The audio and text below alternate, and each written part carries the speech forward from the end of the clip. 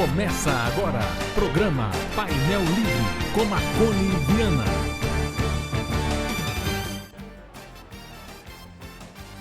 Olá, boa noite. Estamos começando mais um programa Painel Livre, especial Eleições 2022, aqui pela TV Vale, com transmissão simultânea pela Rádio 98 FM, transmitindo também nas nossas redes sociais, pelo nosso Facebook, no nosso site tvvalenet.com.br, no canal 7 analógico, no canal 34 digital e o programa já disponível na plataforma do YouTube. Hoje, como parte das entrevistas com os candidatos ao governo do Estado e presidência da República, nosso convidado é o candidato Carlos Viana, do PL, da coligação Lealdade por Minas. Comigo aqui hoje, Jones Leiber, que vai ajudar nessa sabatina, e agradecendo a você mais uma vez pela sua audiência. Candidato Carlos Viana, seja bem-vindo de volta ao Painel Livre. Boa noite. Boa noite, Marconi. Meu boa noite a todos da TV do Vale. Agradeço a oportunidade de podermos estarmos juntos aqui mais uma vez. Jones, com a palavra. Boa noite, candidato, senador. Prazer tê-lo novamente aqui na Rádio 98 TV Vale. A primeira pergunta é uma boa provocação, né? No bom sentido. A eleição a gente já está em cima da hora, aí, já é no domingo, poucos dias, e as pesquisas não têm sido favoráveis. Eu queria saber do senhor qual a estratégia nesses dias finais, né, e o apanhado que o senhor faz até aqui. Bem, primeiro, se eu fosse confiar em pesquisa, eu não seria senador, né? A ex-presidente Dilma estava eleita em Minas Gerais e terminou em 4º lugar. A população deu uma resposta muito efetiva ao que os partidos tentam fazer, que é impor candidatos. Isso é muito comum. O modelo eleitoral brasileiro precisa passar por uma reforma muito grande para dar mais legitimidade às pessoas, inclusive na representação dos candidatos, né? Contudo, digo a você que estamos na expectativa agora dessa reta final, onde eu tenho viajado, hoje, por exemplo, cheguei aí pertinho de você, estava no Cerro desde ontem. A absoluta maioria das pessoas, Marconi, não tem noção, ainda não sabem quem votar. Essa reta final para nós é fundamental para atrair esse voto, porque as pessoas me conhecem, sabem do meu trabalho como senador, agora é a decisão em me escolher como governador. Candidato, deixa eu falar um pouquinho sobre o fundão eleitoral. Eu estou fazendo questão de trazer aqui sempre com todos os candidatos, né? O senhor recebeu do seu partido R$6.400.000 do Diretório Nacional. Eu queria saber como é que foi Você não acha que isso é muito dinheiro para a campanha? Como é que o senhor votou com relação a esse fundão eleitoral e se precisa de mais do que isso para fazer uma campanha para governador de estado? Olha, Marconi, essa é uma pergunta muito boa. Primeiro, que a gente precisa ter uma transparência grande sobre esse assunto. Segundo, que a sociedade brasileira precisa encarar essa questão do financiamento eleitoral com a seriedade que ela merece. Vamos lá. Se não for um fundo público, vai ser dinheiro privado. E dinheiro privado significa lobby.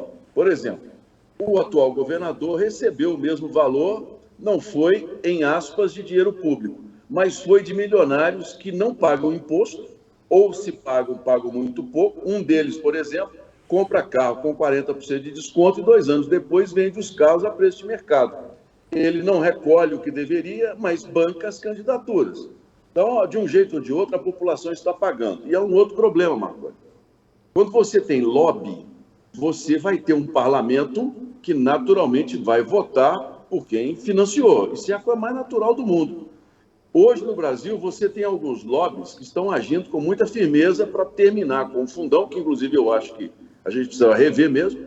Eu não sou de acordo, mas eu vou colocar para as pessoas com clareza aqui. Você tem o lobby das armas, que está fortíssimo no Brasil.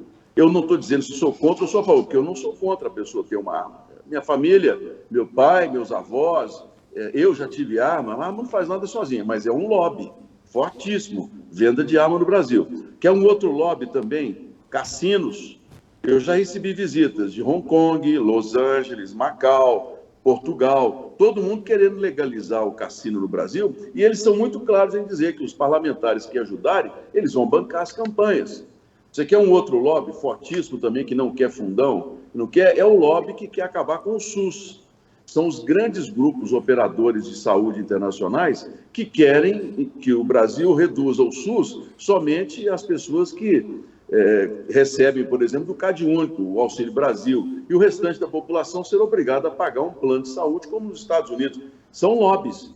Então, hoje, nós estamos numa situação que precisa ser repensada.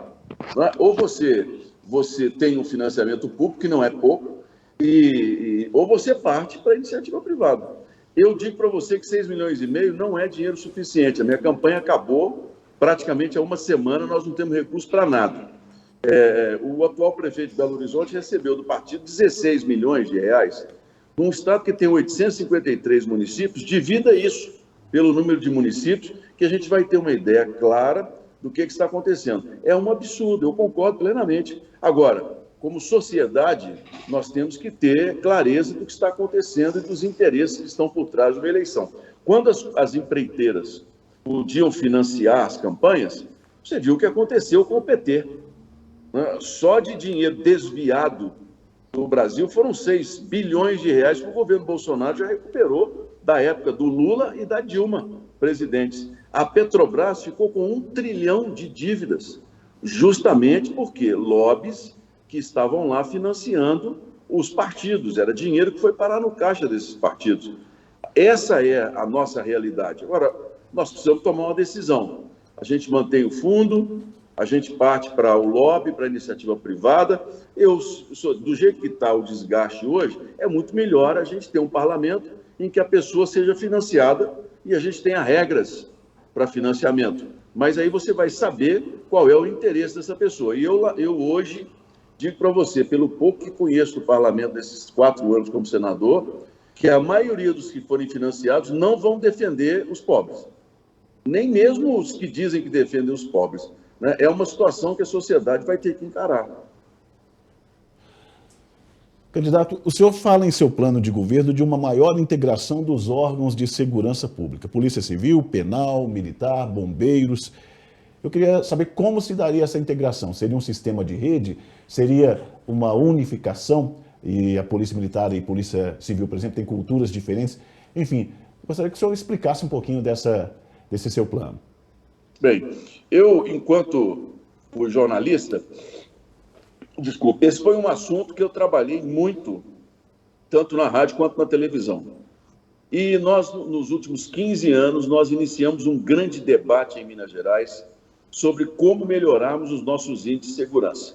Tivemos muitos avanços que não são de agora. Hoje, Minas tem um dos menores índices de criminalidade no Brasil, que não é desse governo, pelo contrário. O atual governo abandonou completamente as práticas de incentivo e até de modernização. É como se segurança pública não existisse. Os resultados que nós temos, eu vou repetir, são resultados muito mais antigos. Então, nós começamos a debater, por exemplo, a questão da criação da Polícia Penal. A primeira turma de concurso da Polícia Penal, eu digo com muita alegria que fui eu quem consegui que ela tomasse posse em Minas. Os agentes de penais sabem e podem confirmar essa informação. Nós tiramos as PMs das penitenciárias, colocamos a PM para poder fazer o patrulhamento ostensivo, que é a função dela. Nós criamos uma série de programas, inclusive com o governo federal, de financiamento em tecnologia para a Polícia Científica, para a Polícia Civil, que hoje é uma das que menos tem pessoal, que é uma das que mais você precisa reforçar. Nós criamos, por exemplo, com o Judiciário, debates, foram criados mutirões para julgamento de homicídios. Então, essas iniciativas, todas elas, fizeram com que a segurança pública em Minas Gerais avançasse, se tornasse até modelo para outros estados, como o Paraná, por exemplo. Só que essa unificação, que é a troca de informações, não é você hoje unificar a polícia. Isso depende da legislação federal, isso é uma outra história. A gente tem que trabalhar com o que está aí. A questão é, as duas polícias precisam trocar mais informações.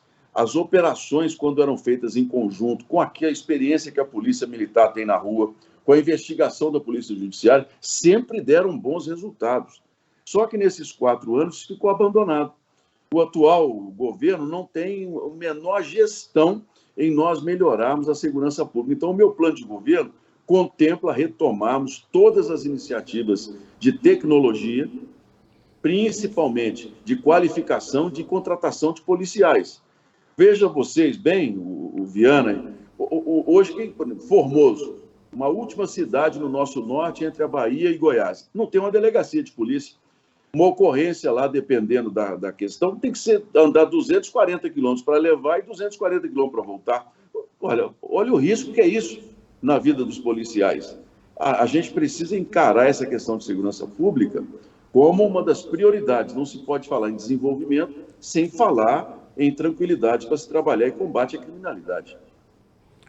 Ainda falando sobre plano de governo, eu gostaria que o senhor dissesse para a gente o que o Vale do Jequitinhonha pode esperar do Carlos Viana, governador de Minas. Eu como senador, é uma das alegrias que eu tenho enquanto político, porque eu estou político, né? Isso aqui não é uma profissão. Eu trabalhei muito pelo Jequitinhonha nesses 4 anos e a gente conseguiu avançar em muitas questões. O Vale é um vale de oportunidades, que a gente sempre ouve falar que o Vale é um vale de pobreza, de miséria. Isso não é verdade. O Vale é uma região onde os políticos vão buscar voto e depois desaparecem. A pessoa que está nos assistindo agora, se fizer uma reflexão sobre em quem ela votou nas últimas eleições, possivelmente ela não vai lembrar. Esses políticos não têm compromisso com o Vale. Eles chegam, fazem um discurso que o Vale é abandonado, tudo, depois abandonam mesmo as pessoas. Eu fui o 5º ou 6º mais votado no Jequitinhonha, mas sou o mais presente. Hoje, como eu falei, estava aí ontem, Diamantina estive recentemente, no Baixo Jequitinhonha estive em Almenara, estive em Rubim, estive em Santo Antônio do Jacinto. Por quê? É meu compromisso levar desenvolvimento. Então, a primeira coisa é nós levarmos oportunidade de trabalho. Eu tenho trabalhado a questão dos arranjos produtivos em Minas. O que é isso? Cooperativas que se juntam para poder gerar renda. Eu tenho casos de sucesso em que peguei uma região, por exemplo, que estava virando deserto lá no entorno de Bocaiúva, no norte de Minas, pegamos 650 famílias, demos a ela treinamento, demos a ela um centro de beneficiamento do mel, demos equipamentos, e hoje cada família tira R$ 2.100, replanta uma mata nativa, para poder que as abelhas, naturalmente, elas precisam desse habitat. É um plano que é um dos mais premiados, inclusive, se a gente colocar como as famílias hoje sobrevivem. E o mel é todo exportado para os Estados Unidos, para a Alemanha. Essa é a minha visão para o Jequitinhonha. Não dá para eu falar em levar uma indústria para cada município. Indústria gera um impacto. Indústria vai para onde você tem entroncamento rodoviário, você tem mão de obra em quantidade, galpões e, principalmente, energia elétrica. Uma das maiores injustiças com o Vale do Jequitinhonha é a CEMIG não levar energia para você ter atendimento a todos. Agora, o meu primeiro passo, o asfaltamento da BR-367 de Almenara a Jacinto, no Baixo Jequitinhonha. Eu prometi, me comprometi e estou cumprindo. Tem 75 milhões de reais do orçamento que eu consegui, que vai ter deputado, vai ter não sei quem vai querer tirar o chapéu. Não é verdade. Eu consegui 75 milhões de reais que está lá para o Exército e as máquinas do Batalhão Mauá de Araguari já estão em Jacinto. Não é um compromisso de campanha. E o Exército Brasileiro nunca abandonou a obra. Ou seja, não é uma promessa vazia. Nós teremos as obras começando agora em outubro. Quando nós asfaltarmos a 367, Viana, nós vamos dar ao Vale o acesso ao Porto de Ilhéus, onde nós podemos desenvolver a fruticultura, a produção de até mesmo lítio vai poder ser beneficiado no Vale, porque a gente vai ter como escoar essa produção até um porto e de lá ser exportado. Então, esse é o meu primeiro compromisso com o Vale do Jequitinhonha, geração de renda, não somente de impacto. Vou levar não, vamos levar energia elétrica, vamos levar a fruticultura. Eu estive aí na comunidade de Maria Nunes, aí 50 quilômetros de Diamantina. Fiquei impressionado com a experiência bem-sucedida daquelas mulheres que produzem polpa de fruta. Ganharam um container refrigerador lá e a conta de luz, quando veio, quebrou a cooperativa. Nós levamos para lá uma usina solar, instalamos por meio da Codevasf e hoje elas têm toda uma energia necessária para trabalhar e é um recurso a mais que a cooperativa tem para gerar renda. É isso que eu quero. Quando a gente fala em cidades do Jequitinhonha, Tem 38 cidades que receberam tratores, caminhões de lixo, ambulâncias, caminhões frigoríficos, no que eles chamam de orçamento secreto.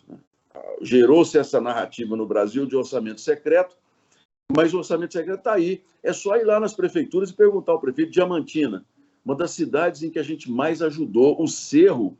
Foram 38 cidades que nunca receberam um equipamento, um trator, e que hoje são beneficiadas. Então, o meu compromisso com o Jequitinhonha é que a região não será esquecida e eu quero ser o governador mais presente no desenvolvimento do Vale.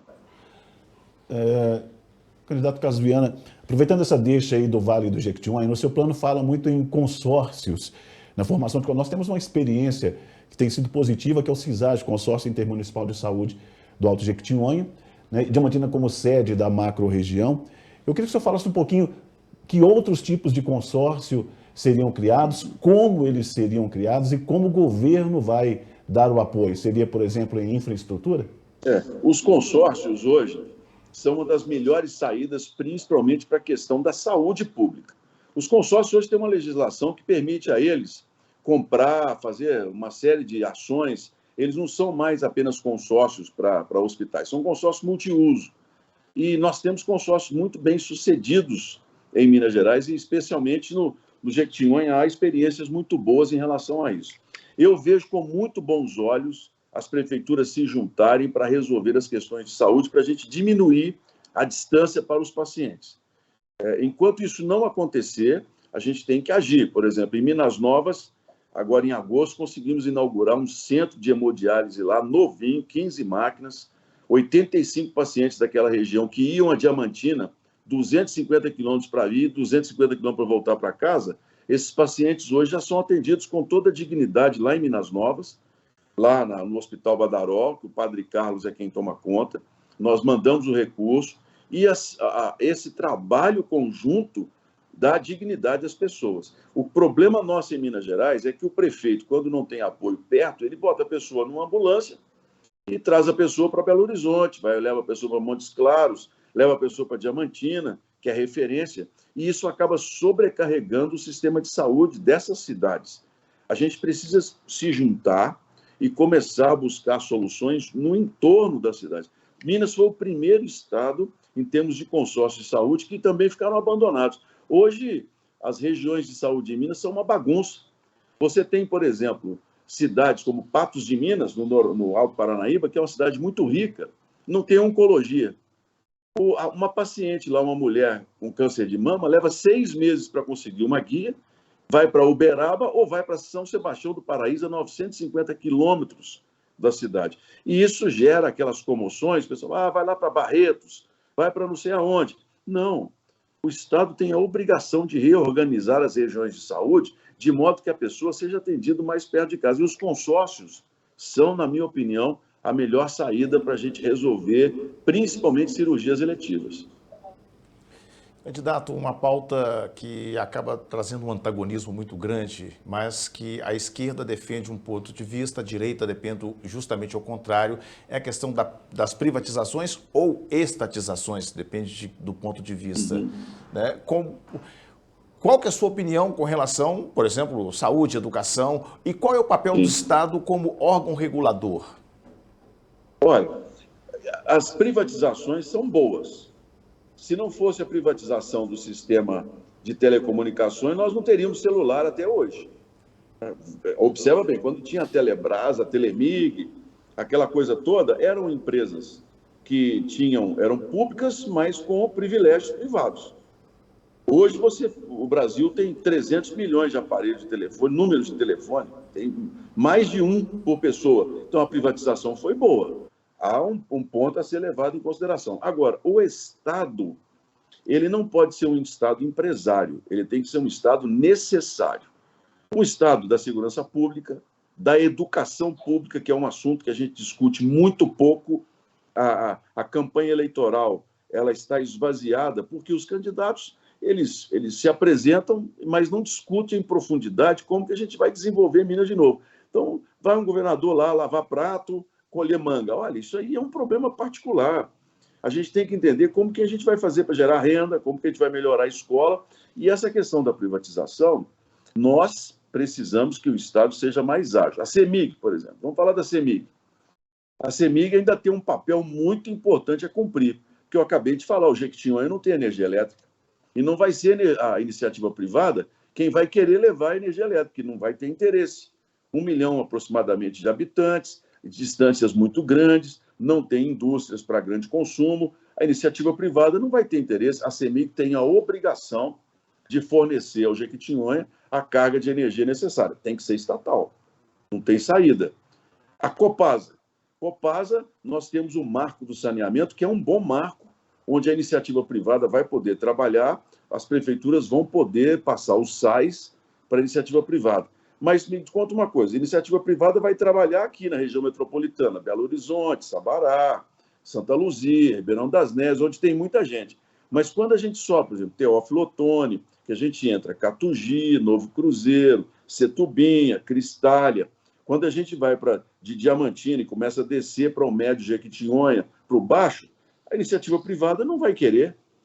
Como é que a gente vai fazer? Então, você ainda tem um papel estatal que é importante nesse desenvolvimento para dar qualidade de vida às pessoas.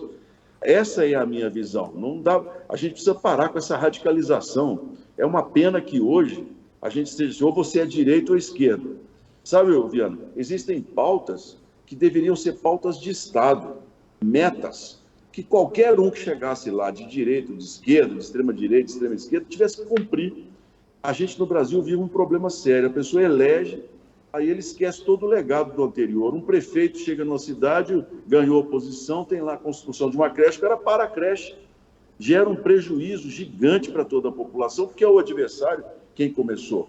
Então, eu entendo que a gente tem pautas de Estado que precisam ser respeitadas. E essa questão das privatizações é boa, mas em Minas Gerais, 853 municípios, nós não podemos tratar todas as macro-regiões de forma igual.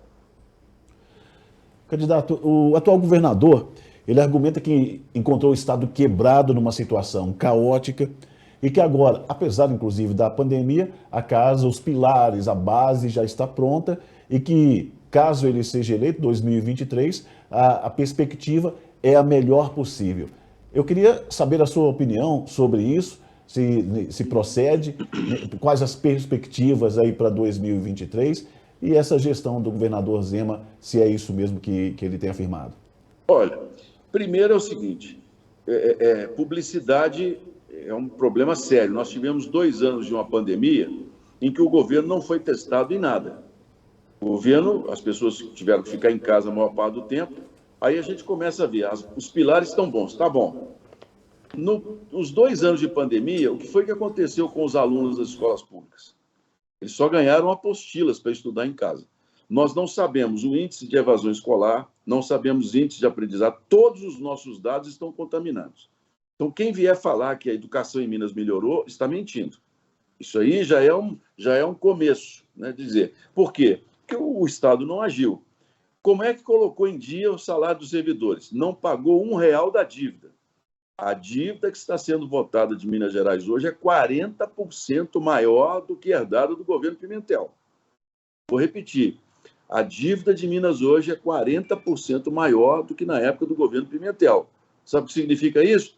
Não se pagou nada e nós estamos jogando para debaixo do tapete para um regime de recuperação fiscal que vai sobrecarregar e vai desmerecer os servidores. Podemos falar sobre isso até separadamente. Outra questão, gasolina foi a R$8 o litro com 31% de ICMS. Ora, aí eu vou lhe falar um negócio. Jogando nas costas da população, qualquer governo coloca o caixa em dia, mas não resolveu o problema. Nós temos uma questão que eu falo o seguinte, o déficit de Minas ele é só um sintoma da doença. Uma doença que está como um câncer, né, consumindo o nosso futuro. Por quê? Minas Gerais ainda é um estado que depende demasiadamente da mineração. É um negócio impressionante. Sabe, você tem ainda um estado que precisa sair dessa questão da commodity da mineração, que é perigoso, para um estado de indústria, de tecnologia e principalmente de agricultura familiar com apoio tecnológico. Esse é o problema. O déficit de Minas é porque Minas não vem se adequando. O ICMS é um imposto morto. esse imposto vem caindo ao longo dos anos, não vem crescendo como a economia. Então, nós não modernizamos o Estado. A gente precisa começar a falar em vocações regionais. Nós precisamos começar a falar em que cada jovem e jovem na escola pública de Minas possa ter uma profissão de verdade, sair lendo, escrevendo, fazendo conta, distribuir conhecimento. Se a gente não fizer isso, nós nunca vamos falar em desenvolvimento. Nós precisamos falar num projeto de infraestrutura para estradas. Tem regiões de Minas que precisam ter estradas duplicadas. Tem regiões de Minas que precisam de asfalto. É o caso do Jequitinhonha e do Norte, em boa parte. Você tem que ter dignidade para poder, você ter pelo menos condição de escoar a produção.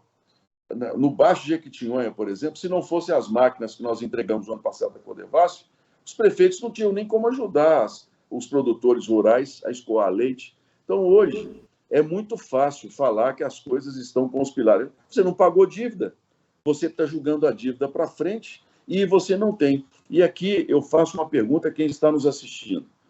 Qual é o plano de desenvolvimento que o atual governo tem para Minas Gerais? Para qual região? Qual é o plano que vocês ouviram falar? Olha, nossa meta é desenvolver o Jequitinhonha e nós gerarmos renda. Não existe. É um governo para os ricos, para os milionários.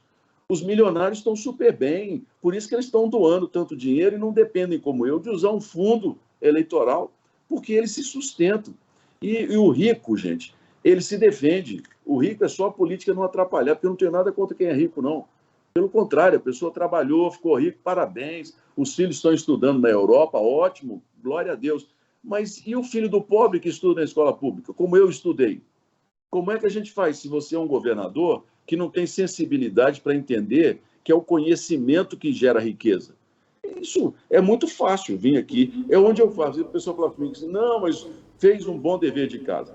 Me deem um projeto de desenvolvimento para Minas Gerais, me falem um, para a gente poder dizer assim, olha, pelo menos nessa região o Estado tem uma visão de futuro. É zero. Nós estamos num Estado que é maior que a França, gente, e que outro dia estava comemorando a instalação de uma fábrica de cerveja. Olha a mediocridade política.